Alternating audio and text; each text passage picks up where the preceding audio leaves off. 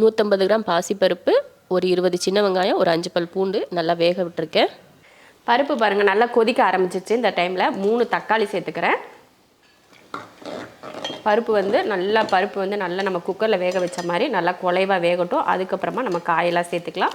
பாசிப்பருப்பு சாம்பார் செய்கிறப்போ பார்த்திங்கன்னா பருப்பு வந்து ரொம்ப குலைவாக நம்ம வேக வச்சுட்டு அதுக்கப்புறமா மற்ற காய்கள்லாம் சேர்க்கக்கூடாது. ஓரளவுக்கு அந்த பூ போல் மலரும் பார்த்திங்களா, அந்த மலர்றப்போ நம்ம காயெல்லாம் சேர்த்தோம்னா சாம்பார் வந்து ரொம்ப ரொம்ப அருமையாக இருக்கும். சௌச்சோ பொரியல் பண்ணிடலாம். அதுக்கு பார்த்திங்கன்னா கொஞ்சம் எண்ணெயை ஊற்றி சௌச்சோ பொரியல் சூப்பராக இருக்கும். டேஸ்ட்டு நான் செய்கிற மாதிரி செய்யுங்க. கூட கொஞ்சம் பருப்பு மட்டும் அதிகமாக சேர்த்துக்கோங்க. பாசிப்பருப்பு இல்லைன்னா கடலைப்பருப்பு, ஏதாவது ஒரு பருப்பு நீங்கள் சேர்த்து செஞ்சிங்கன்னா டேஸ்ட்டு அவ்வளோ அற்புதமாக இருக்கும். எண்ணெய் காஞ்சதுமே கொஞ்சம் கடுகு உளுந்து சேர்த்துட்டு கொஞ்சம் கருவேப்பிலை, ஒரு வெங்காயமும் 2 பச்சை மிளகாயும் சேர்த்துக்கலாம். வெங்காயத்தை கொஞ்சம் வதக்குனதுக்கப்புறமா நம்ம சௌச்சோ வந்து தோலெல்லாம் சீவிட்டு சின்ன சின்னதாக வெட்டியிருக்கேன், அதை சேர்த்துடலாம். நல்லா குட்டியாக வெட்டிக்கோங்க. இதை விட குட்டியாக வெட்டுறதுனா கூட வெட்டிக்கோங்க, அது உங்கள் விருப்பம்தான். தேவையான உப்பு சேர்த்துட்டு கொஞ்சமாக மஞ்சள் தூள்,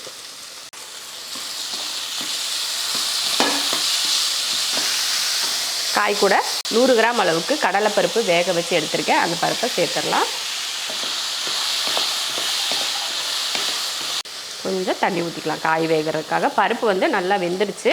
ரொம்ப குலைவாக வேக வைக்கக்கூடாது. நல்லா ஒரு 3/4 பக்குவத்துக்கு வேக வச்சிங்கன்னா காய் கூட சேர்ந்து வேகிறப்போ உங்களுக்கு வந்து கரெக்டாக வெந்துடும். அதனால் பார்த்துட்டு தண்ணி ஊற்றிக்கோங்க.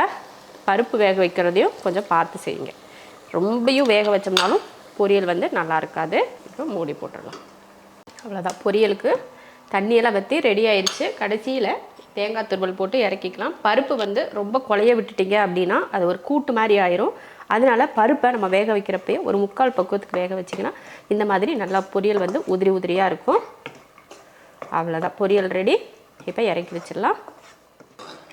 பருப்பு, தக்காளி, வெங்காயம் எல்லாம் நல்லா வெந்துடுச்சு. இந்த டைமில் நம்ம காய் சேர்த்துக்கலாம். நான் வந்து வீட்டில் இருந்த காய்கள் கொஞ்சம் அவரைக்காய், கேரட்டு, பீன்ஸு அதெல்லாம் சேர்க்குறேன்.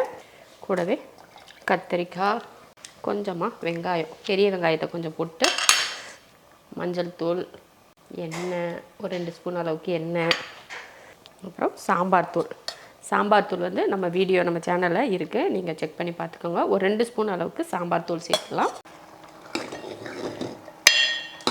நல்லா கலந்து விட்டுட்டு கொஞ்சம் ரொம்ப கெட்டியாக இருக்கிறதுனால தண்ணி ஊற்றிடலாம். குழம்புக்கு தேவையான உப்பு, நல்லா வெந்து வரட்டும். காயெல்லாம் நல்லா வேகட்டும். பருப்பு வந்து நமக்கு நல்லா வெந்துடுச்சு. காய் வந்து வேகணும் இல்லையா, அது வரைக்கும் நல்லா வேகட்டும். அதுக்கப்புறம் பார்த்துக்கலாம். இப்போ மூடி வச்சு நல்லா காய் வேகட்டும். சாம்பாரில் போட்ட காய் எல்லாம் நல்லா வெந்துடுச்சு பாருங்கள். சாம்பார் பார்க்குறக்கே சூப்பராக இருக்குது. இப்போ என்னென்னா கொஞ்சமாக புளி சேர்த்துக்கலாம். ரொம்ப சேர்க்காதீங்க, ரொம்ப புளிப்பாயிரும். கூடவே கொஞ்சம் மல்லித்தலையை சேர்த்துட்டு புளியோட பச்சை வாசம் போகிற மாதிரி கொஞ்சம் ஒரு 2 நிமிஷத்துக்கு வேக விட்டுட்டு அதுக்கப்புறம் எடுத்து தாளிச்சிக்கலாம். சாம்பார் நல்லா பார்த்திங்கன்னா கெட்டி பக்குவத்துக்கு வந்துருச்சு. இந்த டைமில் கொஞ்சம் நம்ம கையில் ஒரு கையளவுக்கு தேங்காய் துருவல் எடுத்து மேலே தூவிட்டு இப்படியே கலந்து விட்டு இப்போ அடுப்பை ஆஃப் பண்ணி விட்டுறலாம். அடுத்ததாக தாளித்து ஊற்றிக்கலாம். எண்ணெய் காஞ்சதுமே கடுகு உளுந்து போட்டு கூடவே ஒரு கையளவுக்கு சின்ன வெங்காயம் நல்லா கலர் மாதிரி வந்ததுமே கொஞ்சம் கருவேப்பிலை போட்டு அதையும் தாளித்து விட்டு இப்போ குழம்புல ஊற்றிடலாம். அவ்வளோதான், சூப்பரான நல்ல கமகமன் மணத்தோட பாசிப்பருப்பு சாம்பார் ரெடி ஆயிடுச்சு. பாசிப்பருப்பில் இந்த மெத்தடில் செஞ்சு பாருங்கள், சூப்பராக இருக்கும். முன்னாடியே தாளிக்காமல் கடைசியில் தாளித்து செஞ்சால் இன்னும் ருசி அதிகமாக இருக்கும். ட்ரை பண்ணி பாருங்கள். அடுத்து அரசாணிக்காய் வறுவல் பண்ணுறதுக்கு எண்ணெய் ஊற்றிக்கலாம். எண்ணெய் காஞ்சதுமே கொஞ்சம் கடுகு உளுந்து சேர்த்து பொரிய விட்டுட்டு வரமிளகாயும் கருவேப்பிலையும் சேர்த்துட்டு அது கூடவே ஒரு வெங்காயம் சேர்த்துட்டு அதையும் கொஞ்சம் நான் ரொம்ப கருக விடாமல் லைட்டாக வதக்கிட்டு அந்த டைமில் நம்ம ஒரு 1/4 கிலோ அளவுக்கு பார்த்திங்கன்னா அரசாணிக்காய் வந்து தோலெல்லாம் சீவிட்டு வெட்டி எடுத்து வச்சுருக்கேன். தண்ணியெல்லாம் எதுவும் சேர்க்கக்கூடாது. நம்ம வெட்டுறதுக்கு முன்னாடியே அரசாணிக்காயை நீங்கள் கழுவிக்கணும்.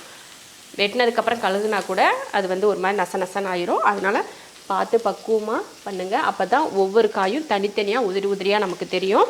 இப்போ தேவையான அளவுக்கு கொஞ்சம் உப்பு சேர்த்துட்டு லைட்டாக ஏற்கனவே அரசாணிக்காய் மஞ்சளாக தான் இருக்கும், இன்னும் கொஞ்சம் மஞ்சள் சேர்த்து விட்டுறலாம். சேர்த்துட்டு கலந்துடலாம். அப்படியே மூடி வச்சுருவோம். தண்ணி எதுவும் சேர்க்க வேணாம், அப்படியே மூடி வச்சு விட்றலாம்.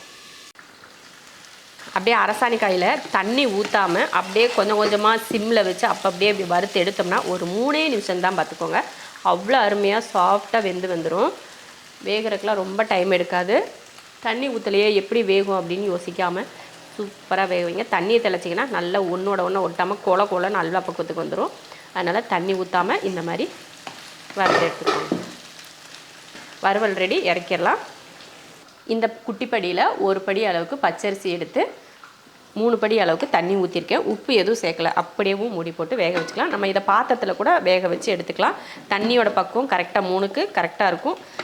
போட்டு ஒன்றா வேக ஏன்னா பச்சரிசி சாதம் வந்து நம்ம வடிக்க மாட்டோம் இல்லையா, அதனால் தண்ணி வந்து பார்த்து கரெக்டான அளவுக்கு ஊற்றிக்கோங்க. நான் வந்து ஒரு 4 விசில் விட்டு ஆஃப் பண்ணிக்கிறேன். அவ்வளோதான், பச்சரிசி சாதம் ரெடி ஆயிடுச்சு. நல்லா கலந்து விட்டிங்கன்னா கொலன்னு அப்படியே உருண்டை பிடிக்கிற மாதிரி வரும். தக்காளி ரசம் பண்ண போகிறோம், அதனால் கொஞ்சமாக புளி சேர்த்துக்கிட்டால் போதும். கொஞ்சோண்டு புளி, சும்மா அந்த பேருக்காக கொஞ்சம் ஒரு புளி வந்து சேர்த்துக்கணும். அது ஊறட்டும், ஏன்னா கொஞ்சம் கட்டி மாதிரி இருக்குது, அதனால் கொஞ்சம் நேரம் ஊற வச்சிடலாம். வெதுப்பான தண்ணியில் ஊற வச்சிட்டோம்னா சீக்கிரமாக கரைச்சிக்கலாம். புளி வந்து ஒரு பக்கம் ஊற வச்சுட்டேன். இப்போ வந்து ரசத்துக்கு தட்டிக்கலாம். ஒரு 1/2 ஸ்பூன் அளவுக்கு மிளகும் 1/4 ஸ்பூன் அளவுக்கு சீரகமும் சேர்த்துக்கலாம். நம்ம வீட்டில் எப்போவுமே இந்த அளவில் தான் நான் ரசம் பண்ணுவேன், அதே அளவில் தான் பண்ணுறேன். ஒரு 5 பல் பூண்டு சேர்த்துக்கலாம். கூடவே ஒரு பச்சை மிளகாய் சேர்த்துடலாம். அடுத்து இது பார்த்திங்கன்னா மல்லித்தலையோட தண்டு, அந்த தண்டையும் இது கூட சேர்த்துக்கலாம். ஏன்னா நம்ம இலையை மட்டும் பிச்சு போடுவோம், அந்த தண்டு சும்மா போட்டுருவோம். அதை இது கூட தட்டுனோம்னா நல்லா ரசம் வந்து மணமாக இருக்கும். அதனால் கொஞ்சம் தண்டையும் சேர்த்துட்டு இதை நல்லா தட்டி எடுத்துடுவோம். ரசத்துக்கு தட்டியாச்சு. அடுத்ததாக 3 தக்காளியை மிக்ஸி ஜாரில் போட்டு அரைச்சிக்கலாம். புளி வந்து நல்லா ஊறி வச்சு கரைச்சிக்கலாம். புளியை கரைச்சி சக்கையெல்லாம் எடுத்தாச்சு. எடுத்ததுக்கப்புறமா இதில் நம்ம அரைச்சிருக்கோம் இல்லையா, தக்காளியை இதில் சேர்த்துடலாம். போட்டு மல்லித்தலையும் போட்டாச்சு. இப்போ ரசத்துக்கு வந்து எல்லாமே ரெடியாக இருக்குது. ரசத்துக்கு மசாலா தட்டியாச்சு, புளியும் தக்காளியும் ரெடியாக இருக்குது. இப்போ தாளித்து விட்டுறலாம். ரசம் தாளிக்கிறதுக்கு எண்ணெய் ஊற்றிடுவோம். எண்ணெய் காஞ்சதுமே கொஞ்சம் கடுகுளுந்து போட்டு தாளிச்சிக்கலாம். கூடவே 2 வரமிளகாய், அடுத்து கருவேப்பிலை போட்டுட்டு நம்ம ரசத்துக்கு தட்டணும் இல்லையா மசாலா, அதையும் சேர்த்து விட்ருவோம். அடுத்து மஞ்சள் தூள், பெருங்காயத்தூள் கொஞ்சம் போட்டு கலந்து விட்டுருவோம். நல்லா லைட்டாக ஒரு வதக்கு இந்த மாதிரி வதக்கி விட்டுட்டு அவ்வளோதான். இப்போ வந்து கரைச்சி வச்ச புளியும் தக்காளியும் சேர்த்துருவோம்.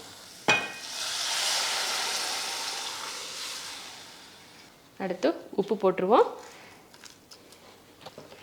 இந்த டைமில் நம்ம வந்து கொஞ்சம் புளிப்பு உப்பெல்லாம் சரி பார்த்து நம்ம அந்த அளவுக்கு தண்ணி சேர்த்துக்கணும். உப்பு வந்து புளிப்பு எந்த அளவுக்கு இருக்குது அப்படின்னு பார்த்துட்டு கொஞ்சம் தண்ணி வேணும்னா எக்ஸ்ட்ரா சேர்த்துக்கலாம்.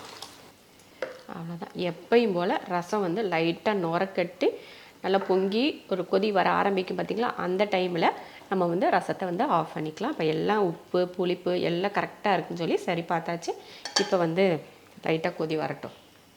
பாருங்கள், நல்ல ரசம் வந்து நுரக்கட்டி பொங்க ஆரம்பிச்சிருச்சு. தக்காளி ரசத்துக்கு தக்காளியை வேக வச்சு பிசைஞ்சு ரசம் செய்கிறத விட இந்த மாதிரி தக்காளியை நீங்கள் மிக்ஸி ஜாரில் போட்டு நல்லா வலுவலுன்னு அரைச்சி இந்த மாதிரி ரசம் செஞ்சிங்கன்னா தக்காளியோட டேஸ்ட் அந்த ரசத்தில் அருமையாக இருக்கும்.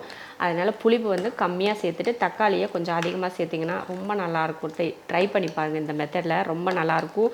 அந்த ரசம் சாப்பிட்டுக்கிட்டே இருக்கலான்னு தோணும், அந்தளவுக்கு ரொம்ப அருமையாக இருக்கும். ட்ரை பண்ணி பாருங்கள் ஒரு முறை. பாருங்கள், கலரே பார்த்திங்கன்னா தக்காளியோட கலர் அப்படி வந்துடுச்சு பார்த்திங்களா. அவ்வளோதான். இப்போ வந்து ரசத்தை இறக்கி வச்சிடலாம். பச்சரிசி உருண்டை சோறு, சவ் பருப்பு பொரியல், அரசாணிக்காய் வறுவல், பாசிப்பருப்பு சாம்பார், தக்காளி ரசம் சூப்பராக ரெடியாக இருக்குது. நீங்களும் இந்த பொங்கலுக்கு இந்த மாதிரி விருந்து செஞ்சு சாப்பிட்டு பாருங்கள், சூப்பராக இருக்கும். எல்லோரும் விருந்து பொங்கல் அன்றைக்கி வந்து ஒரு விருந்து செய்வீங்க. இது என்னோடய ஐடியாவில் நான் நம்ம வீட்டில் இப்படி பண்ணலாம் அப்படின்ற மாதிரி உங்களுக்கு சொல்லியிருக்கேன். இதே போல் நீங்களும் இதே மெத்தடில் இதே காம்பினேஷனில் கூட நீங்கள் ட்ரை பண்ணுங்கள், சூப்பராக வரும்.